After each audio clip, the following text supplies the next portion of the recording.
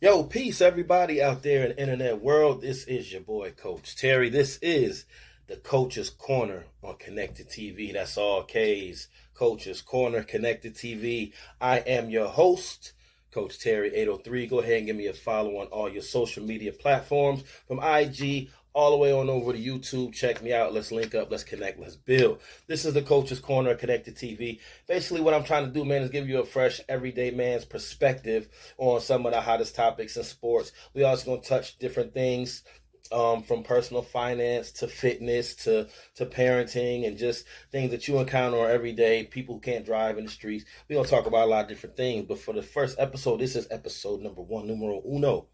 We're going to talk about a couple sports topics. We're going to keep it brief, provide you semi-regular content, touching on these different things. A little bit about myself. Who am I? Why am I bringing you this content here on the Konnected TV? Well, a little bit about myself. I am a coach. Like you said, I coach a lot of different sports. I coach high school football, coach middle school track, coach AAU basketball, was a high school basketball coach as well. Mentor and serve in the community in North and South Carolina for about 13, 14 years. I love giving back to all these young men, just pouring into them year in and year out. So this is what I do. I coach and I teach and I mentor. I'm also a teacher. Shout out to all my fellow educators as well. So, Konnected TV, what is it? Well, first and foremost, what you need to do right now, pause this video, pause, get your remote out, right, for your Fire TV. Get that Fire TV remote out. Go ahead and install that Konnected TV app. All right, go ahead, look for it in your app store, search for it. Konnected TV app, install that, and you'll get the episodes of the Coach's Corner on Konnected TV. You'll also get a lot of fresh content that's put out there for you to enjoy. Go ahead and follow it. Get in touch with the Konnected brand. A lot of things going out under the company, the umbrella, the Konnected magazine, the Konnected radio, Konnected TV, of course, the Konnected tour, the Konnected clothing, Konnected the comedy. A lot of things going on under the umbrella. So go ahead and install that Konnected TV app. Also, YouTube. We're posting these on the Konnected TV YouTube page, along with my own personal YouTube page, like I already told you what to do. Coach Terry 803, YouTube, IG, Facebook, Twitter, wherever there's social media, you can find me at. Little bit about what we're going to do. It's not going to be so much of I just sit here and give my opinion on things. Of course, there's going to be some opinion. There's going to be some analysis, different things like that. But again, it's not going to be, I tend to think that when I watch these shows, I bring a different perspective for it because I try to just walk a straight line. There's a popular saying out, you say facts over feelings. I guess you could subscribe to that theory if you want. I just look at it as, just walking that straight line down the middle. Of course, obviously you see from the decoration and my man cave, I am a Buffalo Bills fan, born and raised in Buffalo, New York. Love it, Bills fan. Shout out to the Bills. But I'm objective. If a team that I follow, if they stink, I'm going to tell you they stink. I'm going to tell you the reasons why they stink. I'm not going to make excuses for that. Anything that you see Duke. I'm a Duke basketball fan, man. It ain't looking too good for us right now. But again, that's just, I'm going to always try to walk that straight line for you. I'm going to keep it objective. I'm going to try to keep it fun. And I'm going to try to bring you thoughts that you're not hearing on TV when you turn on your ESPN shows and your FS1 shows. And no disrespect to them because, bringing you fresh content and bringing you thoughts and analysis is difficult. I get it. I'm entering that space myself, and as I'm trying to come up with formats and topics and things, I understand the challenges that you face. But again, I'm not trying to pander to any side. I just want to bring you the truth straight down the middle. Shout out. It is Juneteenth weekend, so shout out all my fellow melanated brothers and sisters celebrating Juneteenth. If you don't know what it is, please do yourself a huge favor and look it up. We're celebrating a very special, very momentous occasion in not only the time of American history or Black American history, but in the history of the world. It's a very, very momentous occasion, and we need to celebrate it and keep it in mind. So with that said, we're going to go ahead and jump into a couple of these topics. Like I said, we're going to keep this episode 1 very brief, probably only about 30 minutes. Take a quick pause break and go ahead and jump into this first topic.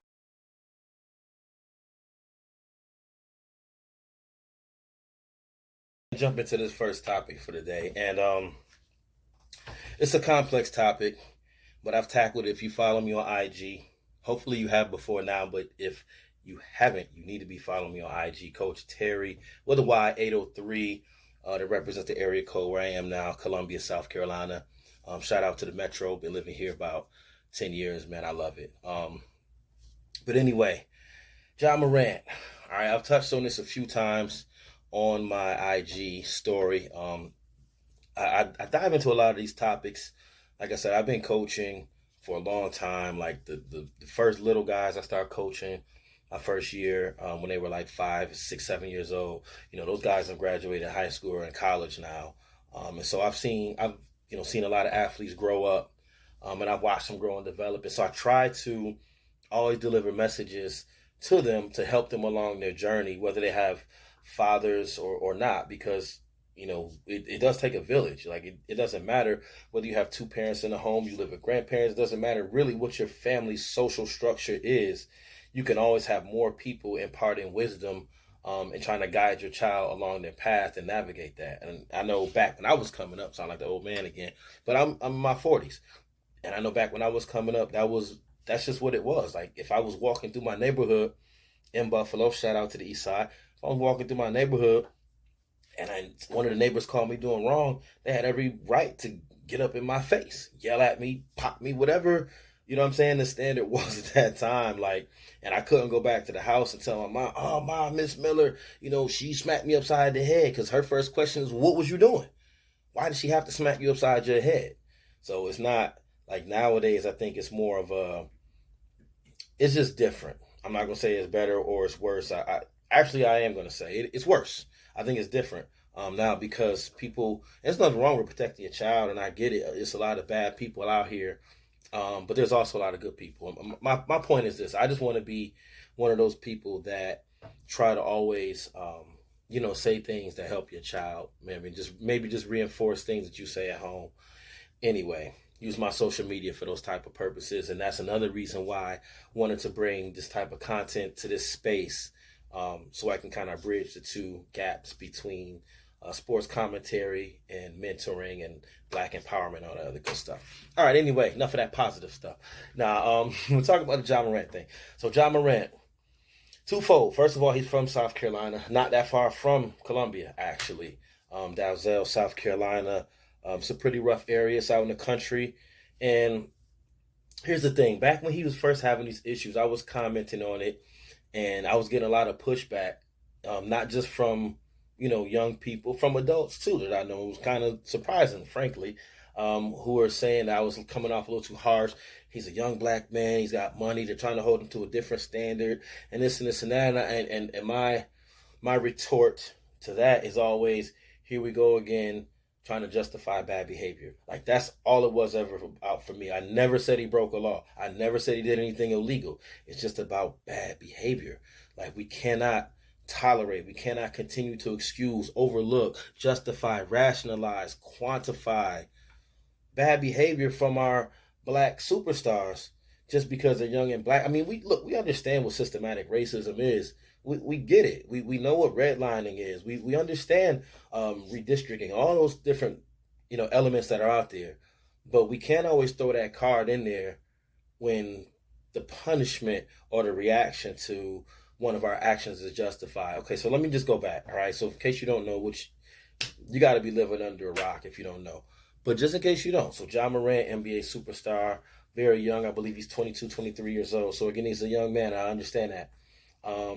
One of the faces of the league, superstar, $200 million shoe deal from Nike.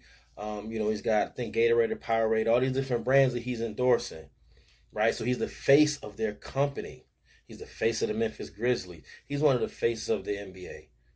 That was my entire point from the whole time. It's not about breaking laws, guys. It's about what is deemed acceptable and what is not. And when you are the face of a company, when you are a leader, when you are in a position of responsibility and accountability, you cannot shirk that responsibility. And a lot of people were saying, oh, well, he's young. What would you do if you were 23 and had $200 million? I wouldn't do that. That's what I wouldn't do. Like, Okay, so again, let me go back. So it was an incident after a game. Him and his friends got into it with another team, the Indiana Pacers. There was some lasers, allegedly, laser pointed at their team bus as they were leaving from John and his friends in the car. Then there was an incident. He played a 17-year-old in a game of basketball at his house, beat the kid up, pulled the strap out on him. Okay, there was another incident in the mall. His mom got into it with somebody at the store. She called him to come and rough the guy up. Another incident, he's on IG Live with the gun. Incident in a strip club with the gun. I mean, so like these things are being captured by the media.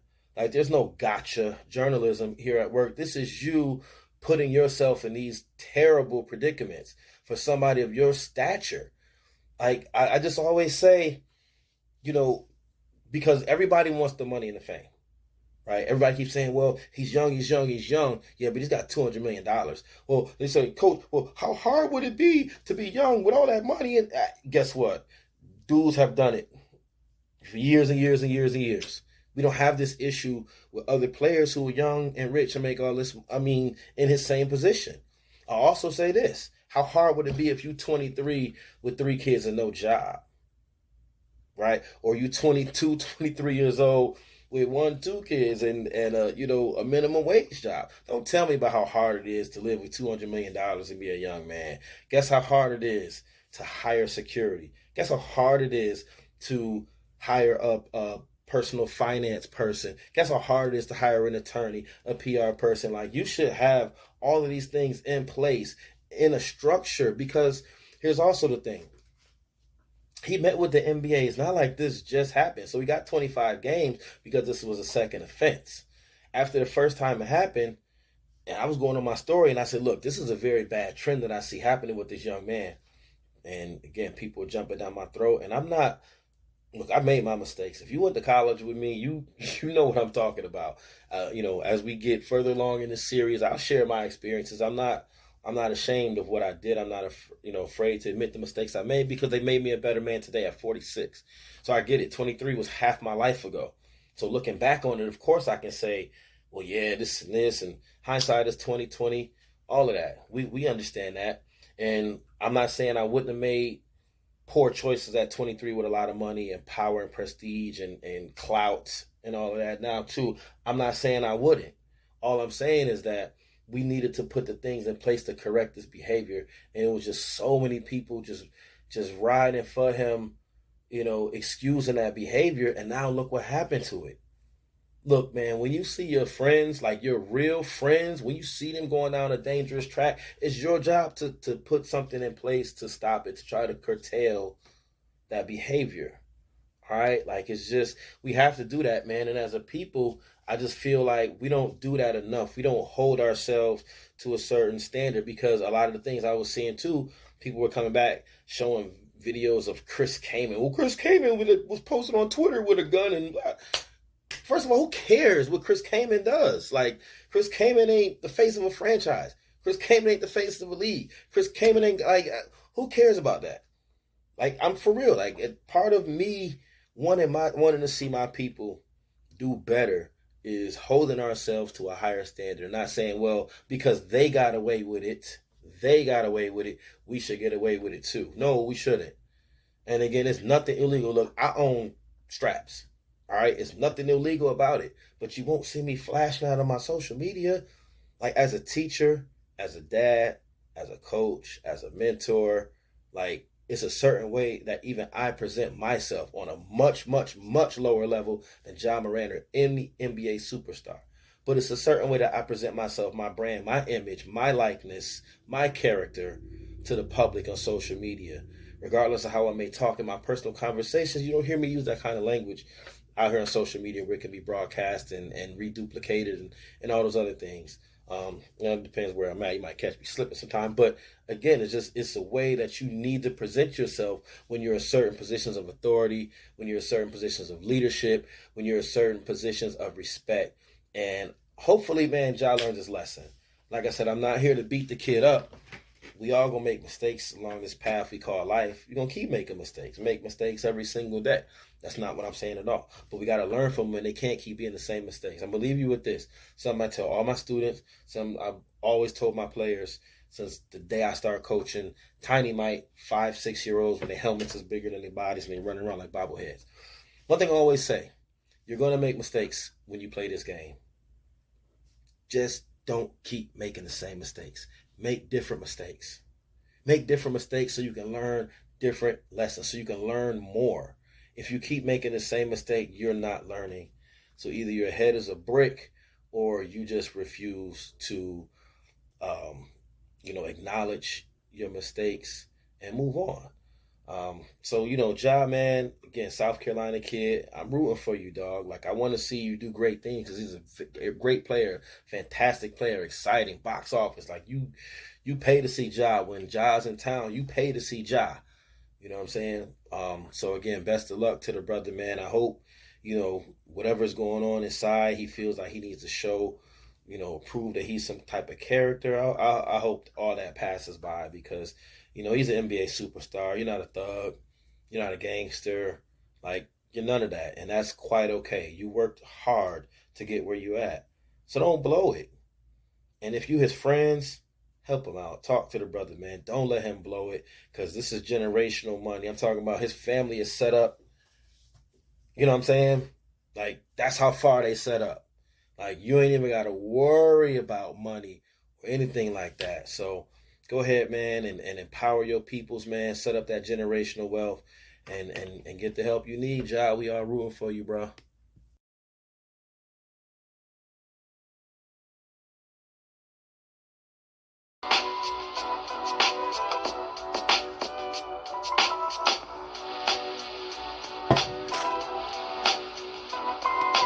All right, we back. Next topic we're going to touch on today, something positive. We're going to talk about something I don't feel like is getting any media attention at all. And no surprise why. LeBron James, his IPromise program opens up an affordable apartment complex in Akron. I'm looking at the story now. Credit to Bleacher Report. Shout out to Bleacher Report for the story. LeBron James, he's from Akron, Ohio. Small town outside of Cleveland, about 30 miles or so, 30 minutes or so. And he's got this IPromise program, which of course started that wonderful school out there in Akron. Well, now the IPromise program opened up the IPromise housing complex, and it features 50 apartments with modern amenities. The complex comes with community and fitness rooms and is equipped with fiber optic Wi-Fi. Some of the apartments are also customized for those with mobility and sensory needs. Let me just say this about LeBron James, man.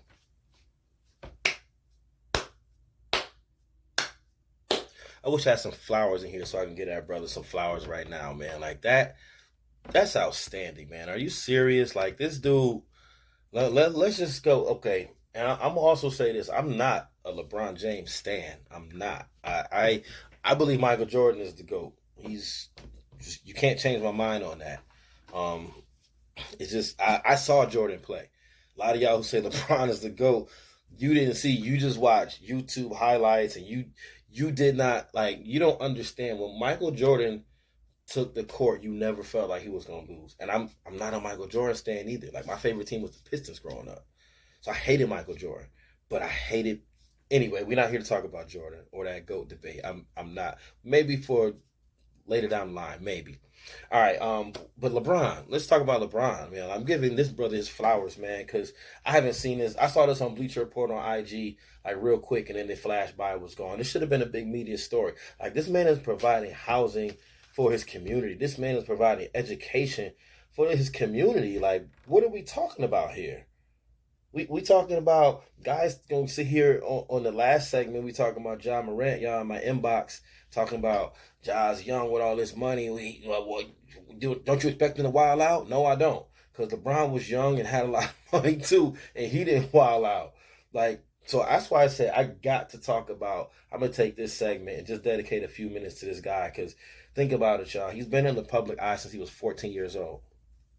All right, since he was in 8th grade, summer going to 9th grade year, That's when we heard about LeBron James. He was on the ESPN magazine cover, and it was like, whoa, who's this kid? And they start putting his games on TV in high school, and think about all the pressure that he's had to deal with, man. Like being in the public eye, having every single move scrutinized and watched and examined and broken down on TV. You got dudes like Brian Windhorst who made his whole career off LeBron James.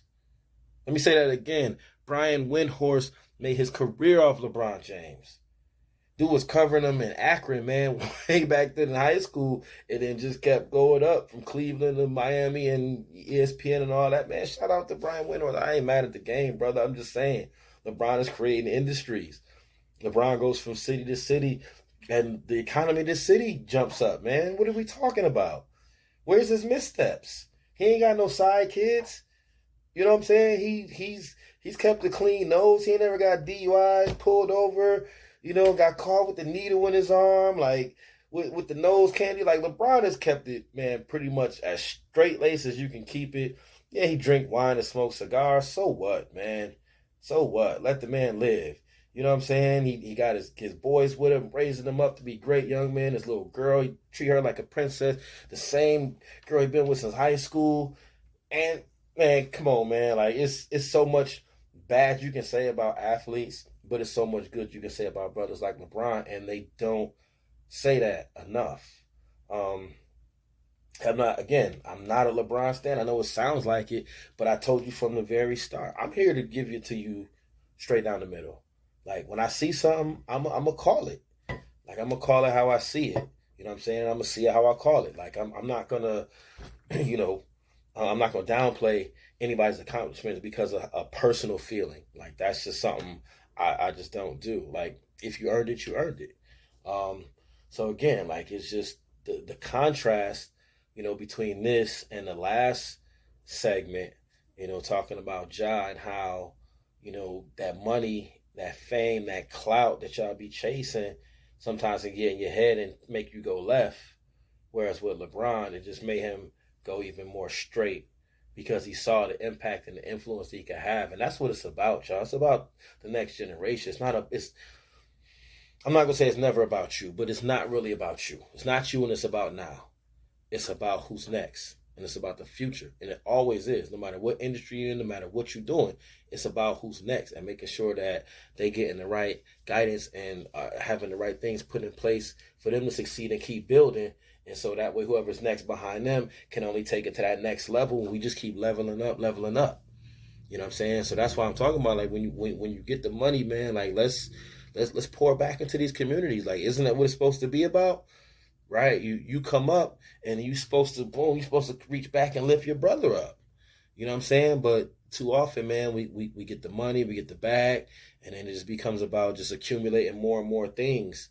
And we forget about all the things we talked about when we was poor, broke, eating water sandwiches for dinner. It was like, oh, when I get on, I'm going to look out for the whole hood. I'm going to do this, I'm going to do that. And then you don't. And then you get blinded by all that, everything that comes with it. And it's easy. It's an easy trap. It's an easy trap. I know professional athletes, and they talk about some of the things that they've seen and witnessed, from teammates and even some of them themselves. And I get it. But I just wanted to make sure that LeBron was properly shouted out for opening up those apartments in Akron, man, along with his school. Jalen Rose has his school, been doing some wonderful things up there at the Jalen Rose Leadership Academy. And brothers like this just need to be celebrated more and more and more. We need to give more media attention to stuff like that, but I know it's not going to get clicks and likes, but let them be talking about, somebody had a side baby or somebody was out sliding on their wife, then it will be up. That's just the society we in. But I'm going to make sure that I'm not contributing to that. I'm going to make sure that we talking about, we highlighting these positive things in the community, man, things that these brothers out here doing, man, because I don't get them love for that. So LeBron, James, I salute you, my brother. Keep doing what you're doing. We'll be back right after this.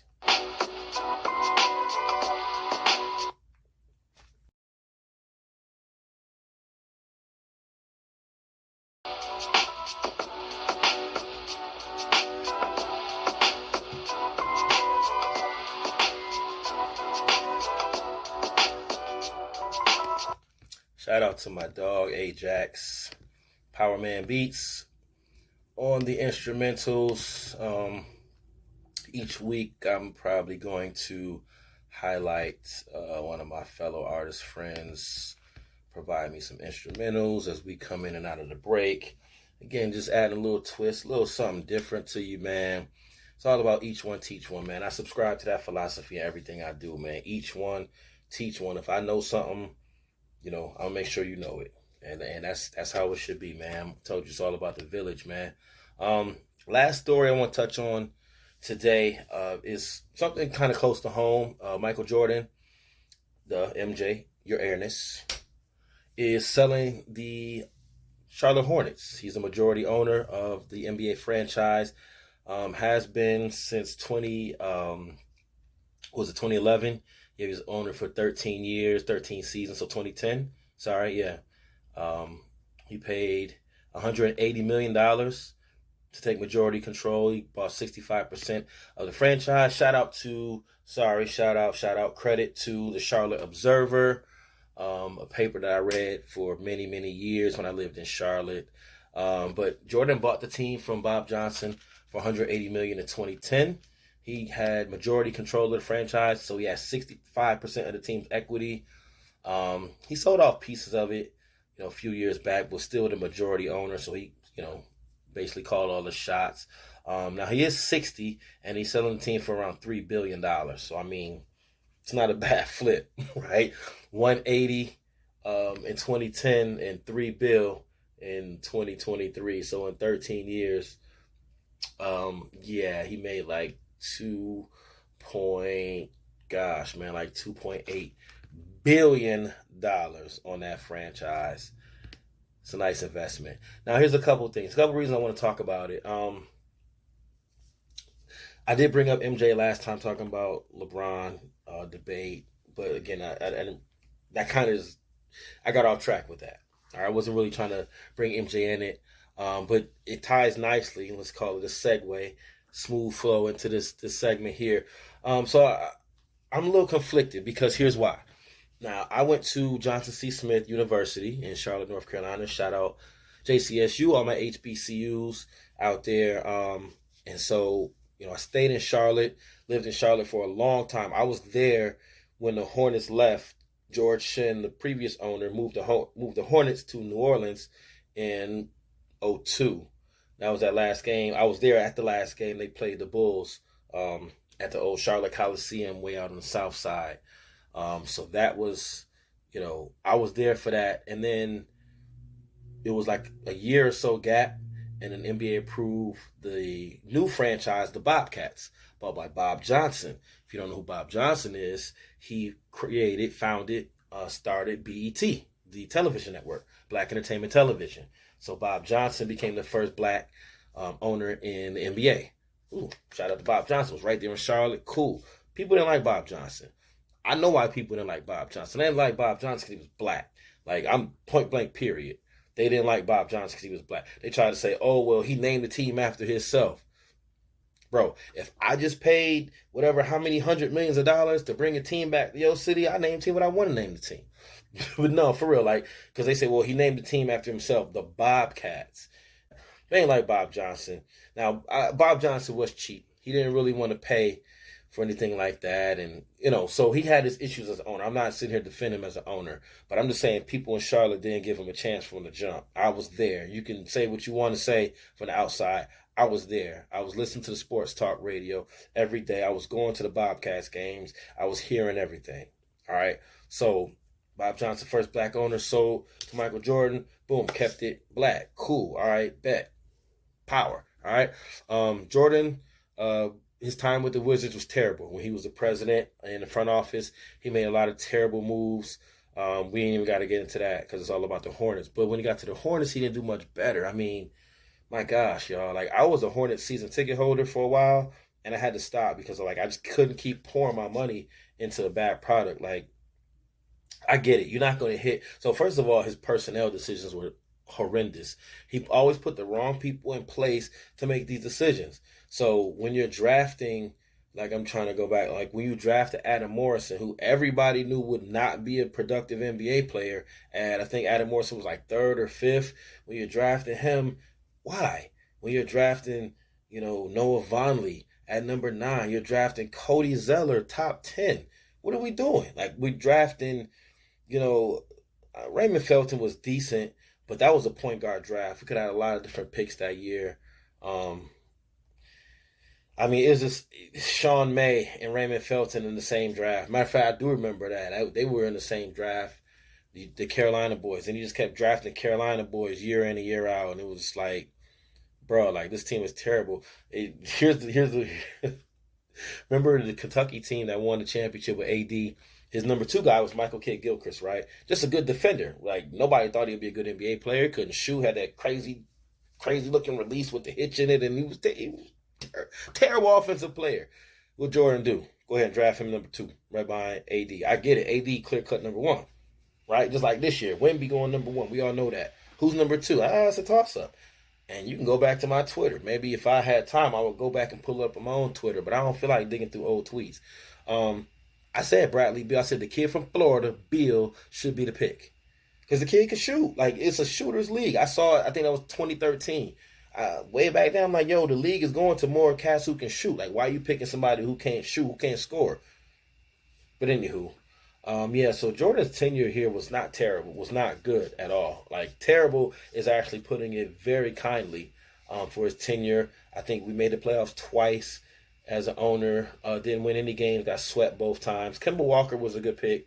A lot of people didn't like Kemba. Jordan, he championed for Kemba and turned out to be a good one. Just couldn't really get anything else outside of him. The Al Jefferson pickup was nice for a couple of years, but even Al was at the end of his career. The league was transitioning more into a up and down league. He was a paint player, so Steven Jackson was a good pickup. Jason Richardson. So I mean, he did some okay things as an owner, and he did a lot of good things in Charlotte. Like, that's one thing I didn't like about MJ as a player. He wouldn't stand up just for black people or poor people, because at one time he was poor too. He grew up poor, and he's always been black. So he never stood up and did anything for us with all his money and his clout and his prestige. So I didn't like that about him as a player. I'm keeping it funky with y'all. A lot of people felt that same way. But I will say this, living in Charlotte, like, as he got older, he did a lot for the community, yo. Like, he didn't put it out there, but, like, Jordan did a lot for the community in Charlotte. And hopefully he still will once he sells the team. But I did want to talk about MJ and give him a shout out for selling the team. Like I said, I was a Hornets season ticket holder. They still send me emails like, hey, we want you back. I'm like, nah, no thanks. Although I do take the fam. We go see LaMelo Ball play. He's an exciting player. Hopefully they can draft Brandon Miller. I prefer Miller over Henderson. I think a 3 with LaMelo Ball, Brandon Miller, PJ Washington. Like, I think that would be very dynamic in transition. Miller can stretch the floor. PJ's a stretch 4 who can run the floor like a guard. We'll see what Miles Bridges is coming back from, his deal last year. But I think there's some solid young pieces for the team. So I'll probably check out a few games this year. It's only an hour drive up here from Columbia. Go up there all the time. Check that out. So shout out to MJ. Shout out to the Charlotte Hornets. Everybody involved with it. Go ahead and take a quick break and get into this last topic. Close out.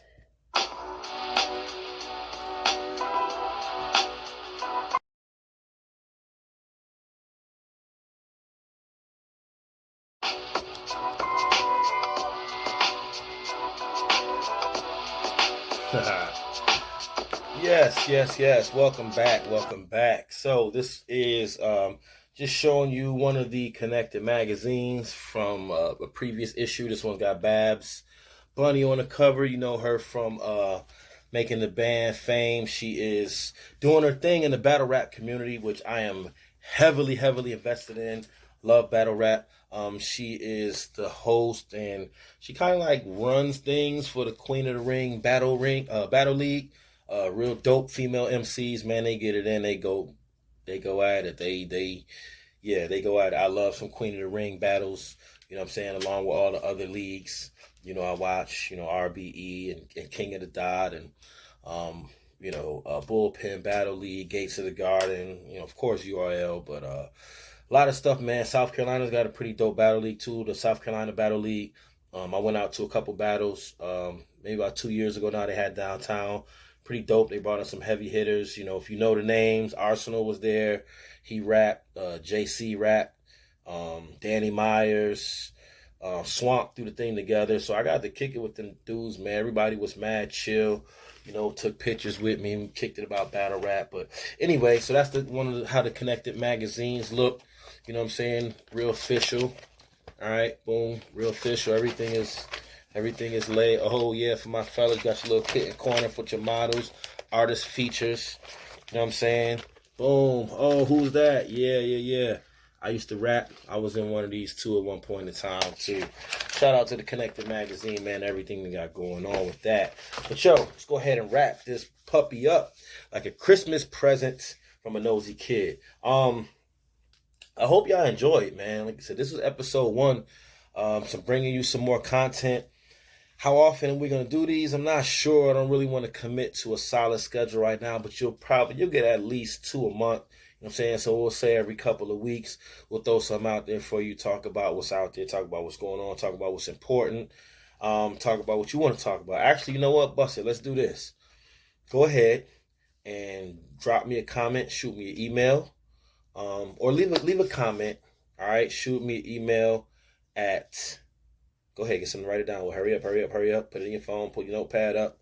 Hurry up, pull up your notepad, get ready, drop your email. All right, cool. BABATHLETE@gmail.com. Send me an email there. Let me know what you want me to talk about, and I'll talk about it. I'll put it in a future episode coming up, as long as it is discussion worthy. Once again, this is the Coach's Corner on Konnected TV. Check us out, Konnected TV app on your Fire TV or Roku also. All right, so you can get it on Fire TV or Roku. All your social media platforms, YouTube, Konnected YouTube page, Coach Terry YouTube page. Make sure you following me on Facebook, Twitter, YouTube, IG at Coach Terry 803. CoachTerry